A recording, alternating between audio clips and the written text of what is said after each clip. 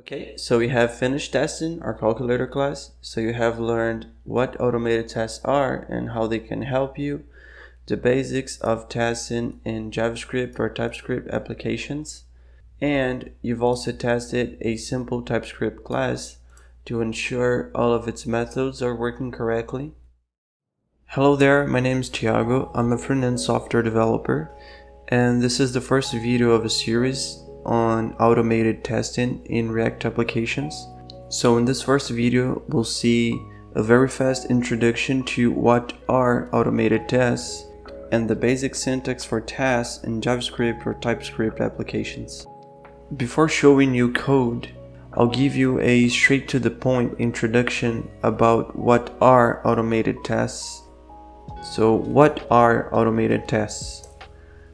Testing is a way to validate software. So you use tests to ensure your software is working as expected. And automated testing is a way to keep your software validation scalable. So as your software grows, your software validation grows with it. Let's say you have an application with 10 features and you want to add a new feature. So you start coding that feature, and after some time you finish the development process of that feature.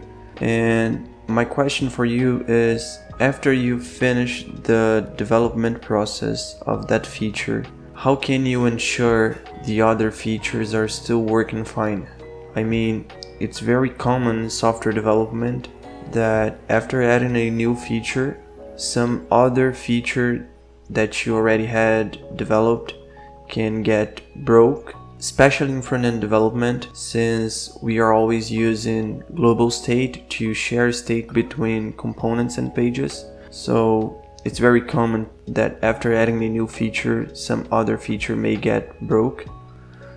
And that's why tests are great for any software product. After you write the code of a feature and its tests, you are delivering reliable functional code. So with functional here, I mean code that is working. And reliable because since you have its tests, if there's any chance the feature may get broke because you've added a new feature or you have updated some dependency, the tests will also break before the software goes into production or before it gets on hands of users. So automated tests are great for that. And after adding tests to a code base, there are some common situations where you may want to run those automated tests. And some examples of these situations are before a commit, so before doing a commit in your Git repository, before merging pull requests, before releasing a new version of the software in a production environment, for example, and after any kind of changes to the code base in general. So after adding a new library or refactoring a large and old feature that you had to a new structure, for example. And there are some different types of automated tests. The first one that is very common to hear about is unit tests. In unit tests, you test one thing in isolation from the rest of your application. So it's usually fast to run and easy to write since you're testing one thing alone. Another type of automated tests are integration tests, where you test a few things together. And since you're testing things together, it's usually slower to run and a bit more complex to write than unit tests. And they're also very useful for identifying any issues that may arise when units of your app are combined. And there are other types of tests like end-to-end tests, but these two that I have listed here are the most important ones for a beginner to learn first. So I recommend a beginner to learn first about these two, and after you understand the concepts of unit and integration tests and you get some experience, some practical experience with them, you can learn more about end-to-end tests. Now that we have talked a little bit about what automated tests are, let's code. Okay, so I have created a repository in my GitHub, and the source code for you to follow me on this video is in that repository in the starter branch. So to set it up, you can follow me in the steps I'm going to do right now, or you can also follow the instructions right here. I'm going to do that. So here's my terminal in a directory that I want to download the repo. So I'll basically git clone -- branch starter, which is the branch name, and I'll get the repo URL. You can copy this comment if you want. I'll paste the repo URL, enter. I'll enter the folder, Introduction React Testing, and in that I'm going to run yarn install. Okay, I just finished installing the dependencies, so I'm gonna open the repo in my VS Code and I can close the terminal. Okay, so here in our VS Code we have a project set up with Vite, which is a tool to build front-end projects. And in here we have a few components that we are going to test and some other stuff that we are going to test as well. And that's it. So let's get started. Okay, so before testing a React component, we're gonna test a simple calculator class, which has just 4 methods to do some math operations. And as you can see, these are very basic methods that just takes 2 arguments and return some operation with them. And we're gonna use this class to first learn the basics of how to test something, and we can after go to how to test a React component. Okay, so the first thing we need to do is to create the test file for the file that we want to test. So in this case, we want to test this calculator class, so we want to test this file. Okay, and to do that we need to create a file, and it usually takes the same name as the file, so calculator. And then we need to use some specific extensions like .test, .ts, or .spec.ts. If you don't put these extensions, your test runner will not find the test files unless you configure it to the extension that you want to use. But the usual and the standard extensions are .spec or .test. Okay, the .ts here is because we are using Typescript, but if you were using JavaScript, you would use .js or .jsx if you are testing a component. So in this case it's .ts. So before coding the test, let me summarize the things we're gonna need that we need to understand to test something. Okay, so the first is a group of test cases. The second is our actual test cases, and inside our test cases we're gonna have assertions. So we use assertions to check if something is what we expect that to be. Okay, so now that we have these nodes, we can check how to write each of these features. Okay, so the first one is a group of test cases, and to do that we use describe. Describe is a function. I'm going to type that right here. Describe is a function that takes the name of what we want to test, and it also takes a second argument, which is a function. Okay, the second one, that is the actual test case, is written with eat. So eat is a function also that takes 2 arguments. The first one is a string with the name of the test case, and the function that is the actual code that we are going to run to test something. And assertions are written with expect. So they are written like we expect something, assertion. Okay, so let's write the real test code so you can understand each of these features properly. So we're gonna start by using describe. Okay, and I have an extension here in my VS Code that when I type describe, VS Code gives me the describe option, of course, but the extension makes VS Code gives me this desk snippet, and when I select it with enter or the mouse, it automatically completes the code for me, so it's very useful. I was editing the video and I realized I didn't show you what extension I'm using to autocomplete Jest. So go to your extensions section on VS Code and search for Jest Snippets, and it's this first extension from Andesite, so you can just install it and you have a bunch of different snippets to use when writing tests. So that's it. Now going back to the video, and inside of describe we have the name of what we want to test. So in this case we want to test the calculator class. Okay, inside describe we're gonna have our test cases, which are written with eat. So let's write eat, and it's a function that takes two arguments. One is a string and the other is a callback, which in here I'm using arrow functions. And in it we have the name of the test case, right? So the syntax for test cases is eat, because we usually start them with should.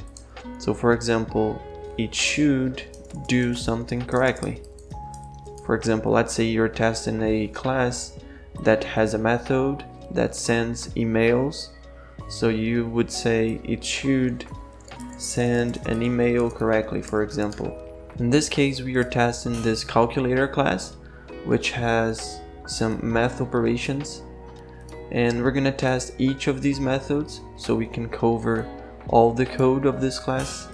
So the test cases are gonna be named like it should sum correctly, because the calculator has a sum method, and we're gonna need that for the other methods. So I'm going to duplicate the first line and change the method name, of course. So it should sum correctly, it should subtract correctly, it should multiply correctly, and it should divide correctly. Okay, so now that we have our test cases, we need to write the assertions that we are going to use to check if the methods are working correctly. Okay, so the first one is it should sum correctly. So in this case we expect the method sum to return correctly. So for example, if I pass 3 and 9, we expect the method to return 12, right? Because 3 plus 9 is 12. So let's create a constant called result, which is going to be calculator.sum, and we can pass two arguments. Let's pass 4 and 16. So we expect that calculator.sum with 4 and 16 returns 20, right? So we're going to use an expect to do that. So expect result, and then we use our assertion, which in here is to be 20. And it's very semantic. When you read it, it sounds like you're reading normal English, right? So I expect result to be 20. And the assertion here is to be, because we just want to check if result is 20. So we expect result to be 20. Since it's a number, we can use to be, but if we wanted to check something different, for example, we have an array of 3 elements, and we want to check if this array has a length of 3. we could use to have length 3, or we could also use dot length inside of the expect, and we expect dot length to be 3. Since it's a number, we can use to be, but this approach is more semantic, so I recommend you to use semantic assertions like to have length instead of dot length dot to be. But you can learn that with time, and with practice you'll actually learn that better. Okay, so in here we expect result to be 20, and we need to run the test file so we can see if it's right. Okay, so let's open our terminal, and in here my terminal is in the bottom side of VS Code. I want to move it to the right, so I'm gonna type Command Shift B and then move panel, and I'll choose this option, move panel right, so now the panel is in the right side. Okay, and to run the test file we can use yarn test, and then we can use the path to the file, so for example source calculator and calculator.test, or we could also use just calculator.test.ts, which is the file name, and the test runner will also find the test this way, so let's use it. And there it is, the test file is passing, and it says we have 4 tests passing because we have 4 test cases in here, and since we don't have any code inside of these functions, they are passing, right? So we can just comment them for now. So we'll have 1 test passing only, and there it is. So the result here is 20 because the test is passing. If we change, for example, the 4 here to be 5, then the result should be 21, right? So the assertion is gonna fail. As you can see, the test failed with the assertion saying we expected 20 because we have 20 right here, but we received a 21 because 5 plus 16 is 21. So in this case we want to keep the 4 and save the file, and there it is, the test is passing. So let's write our second test case, which is going to be pretty fast, right? So we can just copy the code from the first test case, and in this case we're going to test the subtract method. So we expect calculator.subtract 20 minus 5 to be 15, right? So I'm gonna save with 20 right here just for you guys to see the test failing, and there it is, the test failed because 20 minus 5 is 15, so 15 right here, and there it is, the test is passing.